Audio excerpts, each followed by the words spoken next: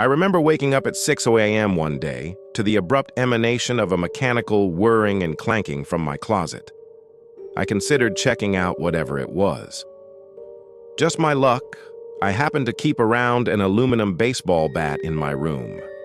In all truth, my room is a mess. There were books, textiles, electronics, and blankets covering the floor. It wasn't the worst that could happen. One could walk and not end up with paper engulfing their toes. But that didn't mean it was a clean floor. I kept stuffed animals, clothes, and a box of old photos and trinkets I had collected. I wrapped my fingers tightly on my bat and slowly walked towards the closet. My legs were cold, but I didn't mind. You see, I don't wear pants when I sleep. Just some underwear and a t-shirt. Upon opening the closet door, a strange red light shone out. I covered my eyes. The light hurt as my eyes were not adjusted to much light at all this early in the morning.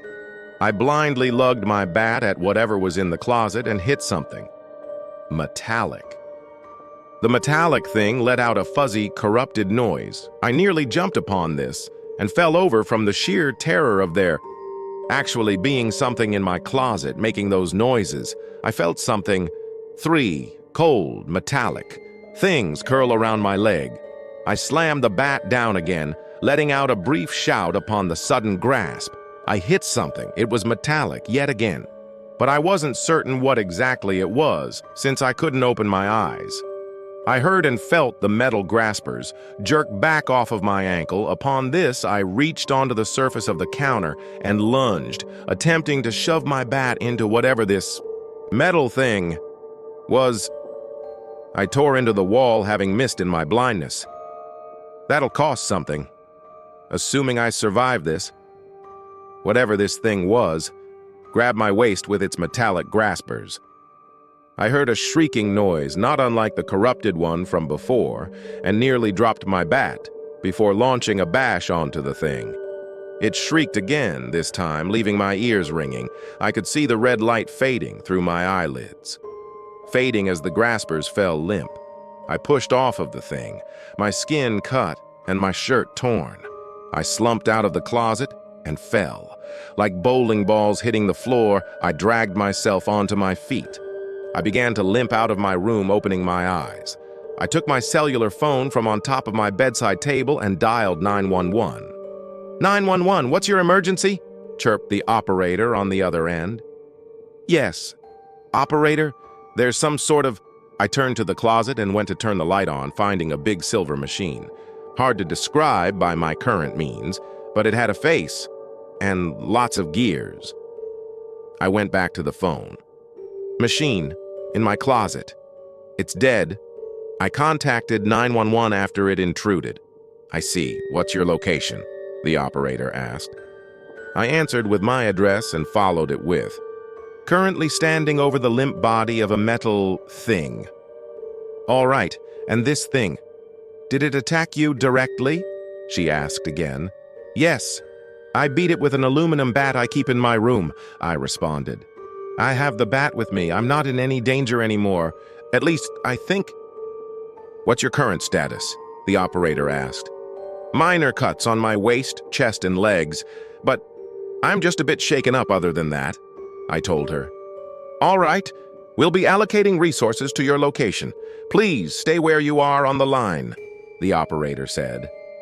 I sat down on the floor and waited, wondering how longer I would have to stare at that silvery thing. Imitation of a mouth, frozen mid-scream. Its red light had fully faded, leaving only the faintest flicker deep within, like the dying ember of a once roaring fire. Sirens pierced the dawn silence not long after, growing louder until a harsh knock rattled my front door. I hobbled over, still clutching the bat, and opened it to reveal 2 police officers and a pair of men in dark uniforms with no clear insignia.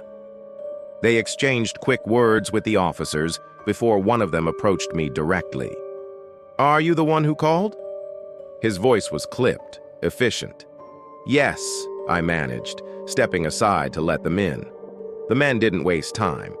They moved past me, straight to the closet, their faces betraying no surprise or confusion as they examined the wreckage.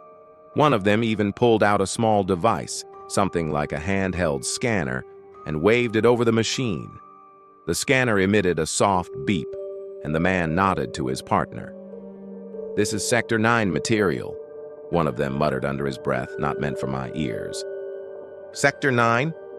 What does that mean?" I asked, my voice still shaky. They didn't answer directly.